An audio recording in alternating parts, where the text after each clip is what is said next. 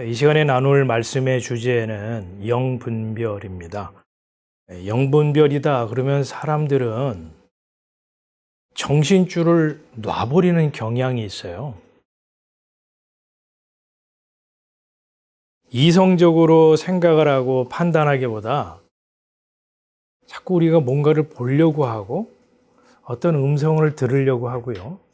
또는 어떤 느낌을 기대하게 된다 이 말이에요. 이러한 이해는 성경이 말하는 영분별하고는 상관이 없습니다. 샤머니즘이라고 하는 것이 기독교의 탈을 쓴 것이라고 저는 봐요. 그럼에도 불구하고요, 이 교회 안에 샤머니즘의 요소가 깊숙이 파고 들어와 있죠. 신앙이라는 이름으로, 영성이라는 이름으로, 은사라는 이름으로 들어와서 자리를 잡고 있는 것이 교회의 수준이고 또 현실이기도 합니다.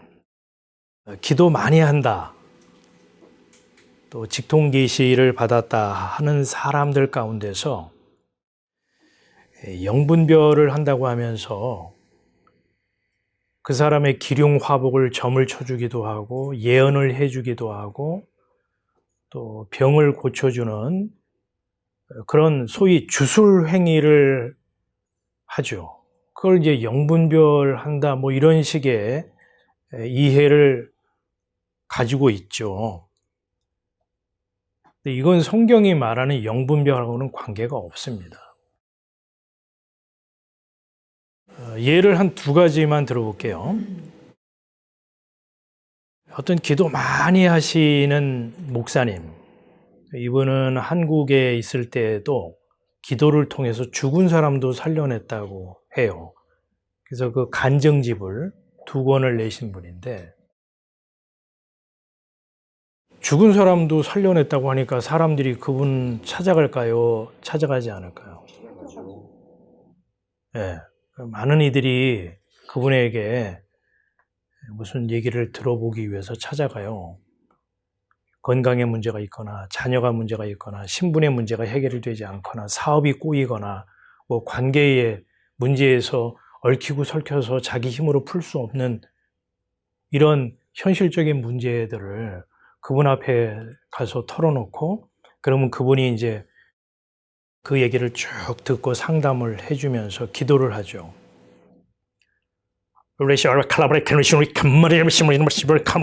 기도를 해요. 그리고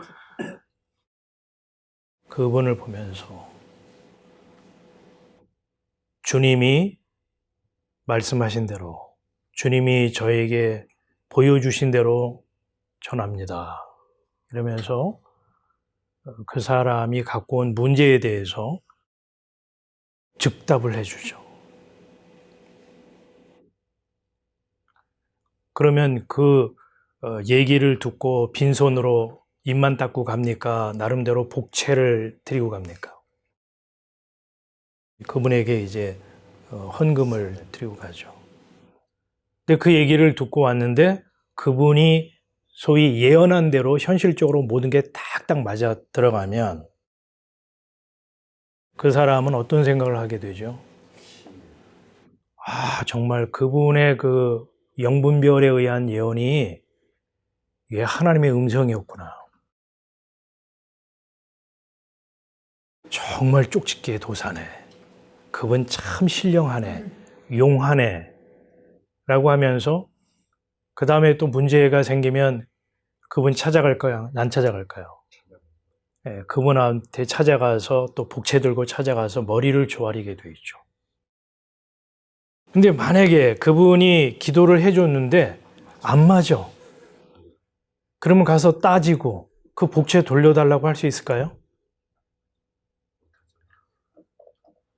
그분이 얘기하기 전에 단서를 어떻게 붙였죠? 하나님이 보여주신 대로, 들려주신 대로 저는 전할 뿐입니다. 라고 전제를 붙이고 얘기를 했죠. 그래서 자기 얘기가 아니고 받아서 전한 것일 뿐이기 때문에 자기에게는 책임이 없다는 거예요. 그래서 그분에게 가서 따질 수도 없어요. 그 복채 돌려주세요. 이렇게도 요구할 수가 없는 거죠. 근데 더 큰 영적인 폐해가 뭐냐면요. 영분별을 한다고 하는 사람들이 교회 안에서 공동체에서 발언권을 행사할 때 발생한다는 거예요. 이 교회 공동체 안에서 내가 하나님의 음성을 들었습니다. 제가 하나님으로부터 말씀 받았습니다. 라고 영분별한다고 하는 사람들이 입을 벌려서 발언을 하게 되면 그 교회는 깨져버립니다.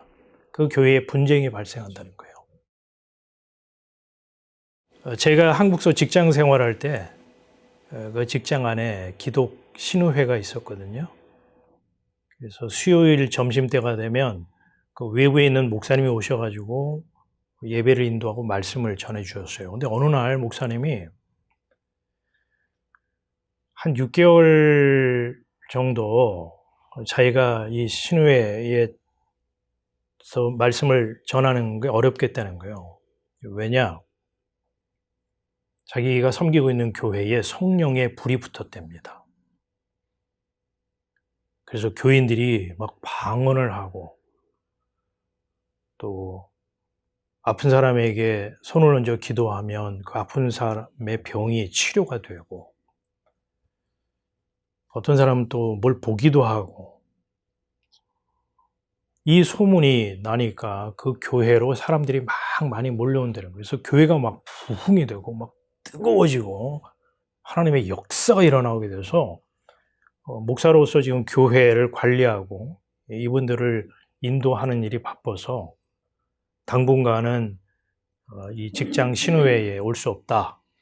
미안하다. 이런 말을 하시더라고요. 한 6개월 정도 지났을까요? 제가 우연히 그 목사님을 만났는데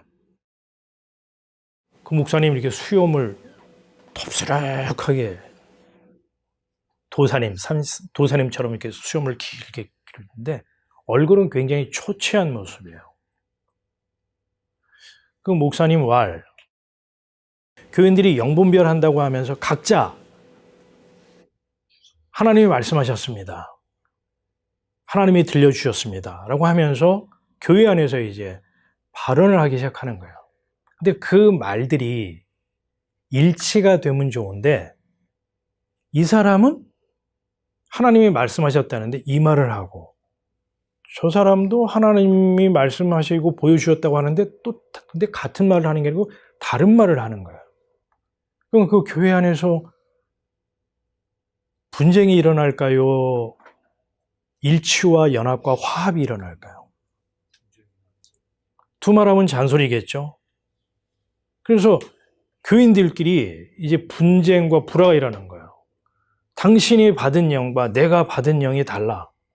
당신이 섬기는 하나님과 내가 섬기는 하나님이 달라. 내가 받은 것은 성령이고 진리의 영이고 당신이 지금 말하고 하는 것은 그 미혹의 영이고 거짓의 영이야. 이제 이렇게 돼버린 거예요.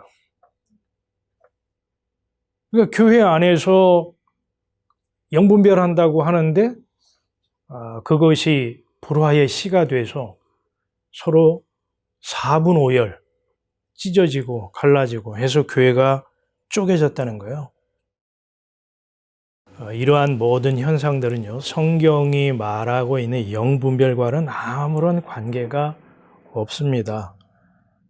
우리가요, 말씀에 바로 서지 못하잖아요. 그러면 이러한 일에 우리는 얼마든지 휘둘리고 휘말리게 됩니다. 근데 오해는 하지 마세요. 어떤 오해? 초월, 신비, 방언, 영의 활동 이런 것들을 제가 싸잡아서 샤머니즘이다 이렇게 치부하는 게 아니라는 거예요. 성경 안에도 초월이 있죠. 성경 안에도 방언이 있고 예언이 있고 은사가 있고 영의 활동이 있어요. 그런데요, 반드시 우리가 생각하는 개인적인 체험이나 느낌이나 또 뭘 봤다, 뭘 들었다, 꿈에 이런 것을 내가 생생하게 체험했다라고 할 때는 성경과 대조를 해 봐야 한다는 거예요. 성경에 의해서 점검을 하고 확인을 해 봐야 한다는 겁니다. 특히 우리들이 체험하는 것, 또 꿈에서 경험하는 것, 또 뭘 듣거나 뭘 봤을 때는 그것이 예수 그리스도에게로 수렴이 돼야 돼요. 그것이 가장 안전한 것입니다. 그러지 않게 되면 자기가 스스로 영적 권위를 입게 돼서 자신의 체험, 자신이 보고 들었던 것이 말씀의 권위보다 더 높아지게 됩니다. 그러게 되면 이 성경은 부록이 되고 말아요. 참고서적으로 전락하고 말아요. 굉장히 위험한 신앙이 되는 것이죠. 자, 그럼 성경이 말하는 영분별이 무엇이냐? 하나님의 영은 이것으로 알지니 곧 예수 그리스도께서 육체로 오신 것을 시인하는 영마다 하나님께 속한 것이요 예수를 시인하지 아니하는 영마다 하나님께 속한 것이 아니니 이것이 곧 적 그리스도의 영이니라. 오리라 한 말을 너희가 들었거니와 이제 벌써 세상에 있느니라. 사도 요한은 영분별의 기준을 제시하고 있죠. 뭐라고 말하고 있죠? 하나님의 영은 예수 그리스도께서 육체로 오신 것을 시인하는 것이라고 했죠. 이제부터 잘 들으셔야 돼요. 예수님이 육체로 오신 것을 인정하고 받아들이는 영마다 하나님께 속한 하나님의 영이다. 그런데 예수님이 사람의 몸을 입고 이 세상에 오셨다는 것을 기독교인들만 인정하는 것인가요? 예수를 4대 성인으로 인정하고 추앙하는 사람들도 예수가 역사적으로 존재했다는 사실을 인정합니다. 불교 신자들 가운데도요, 예수라는 사람이 이 땅에 존재했고 그 사람이 참 좋은 말씀 많이 했으며 좋은 일 많이 한 분으로 이해하고 인정하는 사람들이 있습니다. 가난한 자들 도와주고 병든 자 고쳐주시고 배고픈 자들에게 그 육의 양식을 배불리 먹여주신 참 좋은 분. 심지어 이슬람 교도도요, 예수를 존경받는 선지자로 묘사합니다. 그렇다면은 이들도 예수님이 육체로 오신 것을 인정하기 때문에 하나님께 속한 하나님의 영을 받은 자라고 말할 수 있을까요? 왜 아니죠? 육체로 오셨다. 육체로 오신 예수를 인정한다. 그 말의 의미가 무엇인지 우리가 성경 안에서 깨닫지 못하고 이해하지 못하면 그런 오류에 빠질 수 있다는 거예요. 그래? 이슬람도 예수를 이 땅에 온 선지자로 얘기를 하고 있어? 그럼 그들도 육체적인 예수를 시인했으니까 하나님께 속한 하나님의 영을 받은 자이겠네? 이렇게 생각할 수 있다는 거예요. 여기서 육체로 오셨다라고 하는 것은 예수님이 자신의 목숨을 대속물로 주러 오셨다라는 데 초점이 있음을 놓쳐서는 안 돼요. 다시 말해서 구약에서 희생 제물로 사용이 되었던 어린 양, 그것은 하나의 그림자요 모형으로 제시되었죠. 그 어린 양의 실체로 나타나셔서 죄인들의 죄를 대속하기 위해서 물과 피를 다 쏟으신 분이 바로 예수님이다. 이런 의미에서 예수가 육체로 온 것을 시인하는 자마다 그 영마다 하나님께 속한 하나님의 영이다 라는 거예요. 예수님이 사람의 몸을 입고 죄인들을 대신해서 자신을 대속물로 주었다라고 하는 이 말은요, 나는 대속물이 필요한 존재입니다 라는 것이 전제되어야 하고요. 두 번째는 그 대속의 은혜를 입을 만한 자격이나 근거가 나에게는 없다고 하는 사실이 인정이 돼야 돼요. 그러지 않고 내가 그 대속의 은혜를 입을 만한 공로나 의나 자격이 손톱만큼이라도 있다라고 생각한다면 그 대속의 은혜는 은혜가 아니라 나의 자격과 조건에 의한 대가나 보상이 되고 만다는 거예요. 자, 이 같은 신앙 고백을 한 초대교회 성도를 향해서 사도 요한은 영을 다 믿지 말고 오직 영들이 하나님께 속했나 시험해 보세요. 이렇게 주의를 환기시킨 것입니다. 그렇다면 이 사람이 분별할 수 있는 것이 뭘까요? 이 사람이 분별한다고 하는 영분별이라는 게 도대체 뭘까요? 이미 답이 다 나왔죠? 그렇습니다. 사람으로서는 구원을 얻을 수 없다는 사실. 그래서 누군가 여러분에게 여러분 안에 있는 잠자고 있는 영을 깨워 그 영을 개발하고 그 영을 발현시키면 여러분도 구원을 얻을 수 있습니다 라고 말하고 가르치는 자가 있다면 영 분별을 하는 사람으로서 그 말이 진리의 영인지 미혹의 영인지 알 수 있다는 거예요.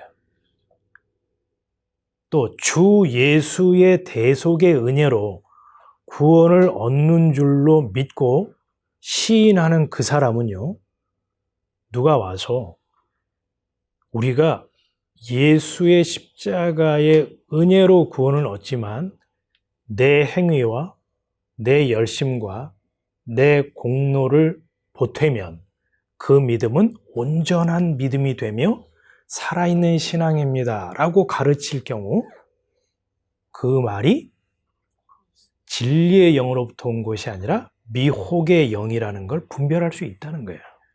그걸 영분별이라고 해요. 그래서 이 사도 요한이 시험하라, 시험해봐 라고 하는 시험하다는 이 단어의 뜻이 뭐냐면요, 구별하다, 조사하다, 검사하다입니다. 주 예수 그리스도의 대속의 은혜로 구원 얻습니다. 이 신앙 고백 위에 서 있는 사람은 저 사람의 입에서 나오는 말의 내용이 무엇인지 조사하고 검사하고 살펴봄으로써 하나님께로부터 온 그 영, 하나님께 속한 그 말인지 아니면 세상에 속한 말인지 구별하고 분류하고 분별할 수 있다는 거예요. 그걸 성경은 영분별이라고 해요. 그래서 이 영분별은 다른 말로 말하면 말분별입니다. 왜 사도 요한이 주 예수의 은혜로 구원을 얻는 줄 믿습니다라고 고백한 초대교회 성도들에게 영을 다 믿지 말고 영을 조사해보고 검사해보고 구별하세요라고 이런 말을 했느냐 하면 그때 당시에 거짓 목사, 거짓 선지자, 거짓 교사가 이 교회 안에 많이 활동하고 있었기 때문이에요.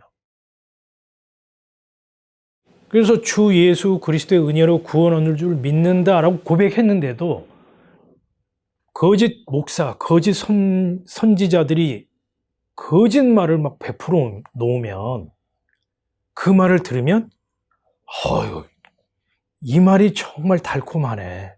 이 말이 맞는 것 같네. 이렇게 된다는 거예요. 그래서 이 사람 말 들으면 이 사람 말이 맞는 것 같아. 또 이 선지자 얘기 들으면 이 선지자는 또 뭐 영분별한다 그러면서 뭐 예언도 해주고 병도 고쳐주고 뭐 신비한 그런 것들을 막 이렇게 체험을 하게 하고 한단 말이에요. 그럼 그 사람이 더 영적으로 세 보입니까? 주 예수의 은혜로 구원 얻는 줄 믿습니다. 그 말씀을 하는 목사님이 더 세 보입니까? 누가 더 신령해 보입니까? 뭘 듣게 하고 뭘 보게 하고 뭐 신비한 현상을 막 체험하게 하고 그런 사람이 더 신령해 보이고 영적으로 세 보이잖아요. 그러니까 왔다리 갔다리 하는 거예요. 굳건히 서 있어야 되는데 이 목사님 얘기를 들으면 이 목사님 얘기가 맞는 것 같고 이 선교사님 얘기와 또 체험을 듣고 간증을 들으면 이게 맞는 것 같고 그러니까 신앙의 정조와 줏대가 딱 서 있지 못하고 긴가민가 해서 갈대처럼 이쪽으로 쏠렸다가 또 저쪽으로 쏠렸다가 교회 안에 그런 교인들이 발생한다는 거예요. 그래서 사도 요한이 네가 정말 주 예수의 은혜로 구원 얻었다고 하는 그 고백이 진정한 고백이라면 시험해봐. 조사해봐. 검증해봐. 그리고 구별해. 뭐가 진짜고 뭐가 짝퉁인지 구별해봐. 분별해. 지금 그런 얘기를 하고 있는 거죠. 한마디로 유사품에 주의하세요. 지금 그런 영적 교훈을 주는 거죠. 목회를 40년 했는데도 영분별이 뭡니까? 그랬더니 엉뚱한 얘기를 해요. 성경하고는 관계없는 자신이 알고 있는 지식, 자신이 배웠던 그 신학 이론을 가지고 영분별을 얘기를 하더라 이 말이에요. 우리가 교회 3, 40년 다니고 직분이 있고 무슨 뭐 여러 가지 은사를 체험하고 막 방언을 해도요. 영분별이 안 되는 사람이 있어요. 그렇다고 해서 여러분이 당황하거나 놀라지는 마세요. 빛이신 분, 말씀이신 그리스도가 그 사람의 인생에 다가옴으로 나의 죄됨이 발견되고 그래서 내가 대속물이 필요한 존재구나 라는 것을 깨닫게 되고 그 안목이 열리게 되잖아요. 그러면 영분별은 자동적으로 하게 되는 것입니다. 그 사람이 말씀에 곧게 서게 되고 상대방의 말을 들으면 이 말이 진리의 영이 아니고 미혹의 영이며 하나님의 영으로 비롯된 것이 아니고 적그리스도의 영에서 비롯된 것이고 세상에 속한 말을 하는구나를 분별할 수 있게 됩니다. 판단하고 정죄하는 것이 아니라 구별할 수 있는 힘이 생겨요. 사도 요한은요, 초대교회 성도들에게 여러분, 쌀독에 쌀 떨어졌습니까? 건강의 문제로 고민하십니까? 신분 문제가 해결되지 않아서 노심초사하십니까? 사람들과의 관계 때문에 밤잠을 이루지 못합니까? 부부 문제가 위기에 처했습니까? 이런 질문을 하는 게 아니라는 거예요. 우리는 다 그런데 관심이 있고 그 문제를 해결받고 싶어 하잖아요. 근데 사도 요한은요, 그런 얘기는 한 줄도 쓰고 있지 않아요. 그래서 사도 요한이 초대교회 성도들에게 상대방의 말을 들어보고 그게 누구에게 속한 자의 말인지 누구의 시를 받은 자인지를 분별이 되십니까? 구분이 되세요? 지금 그걸 묻고 있다는 거예요. 왜 그럴까요? 그 사람의 입에서 나오는 말로 인해서요, 그 사람의 영원한 운명이 갈라져 버리기 때문입니다. 예수님께서 그랬죠. 내 입에서 나오는 말로 인하여 의롭다함을 받고 말로 인하여 정죄함을 받으리라 그랬죠. 말이 그렇게 무서운 겁니다. 우리 입에서 주 예수의 대속의 은혜로 구원을 얻습니다. 그 말을 할 줄 알고 할 수 있는 사람은 영생의 길로, 거기에다가 뭐 자꾸 조미료 뿌리고 당위정 말려가지고 사람에게 특히 좋은 말을 해주는 그 사람은 영멸로 간다는 거예요. 영원한 멸망길로. 그래서 사도는 초대교회 성도들에게 그렇게 묻는 것입니다. 상대방의 말을 들어보고 그 사람이 누구의 씨를 받은 자인지, 어디에 속한 자이기에 그 말을 하는 건지 분별하십시오. 예수 그리스도께서 육체로 임하신 것을 시인하는 성도 여러분, 적그리스도의 영이 이미 활동하고 있습니다. 그만큼 영적으로 이 혼탁한 시대에 오직 주 예수의 은혜로 구원을 얻는 줄 믿는 그 고백 위에 여러분의 신앙의 집을 든든히 세워간다면 그 사람이 영생을 약속받은 자요, 영생길 가는 복된 인생입니다. 사도는 성도들에게 그 메시지를 통해서 힘을 얻게 하고 위로의 메시지를 전하고 있는 것입니다. 이 은혜가 오늘 우리에게도 충만히 임하기를 기원합니다. 아멘.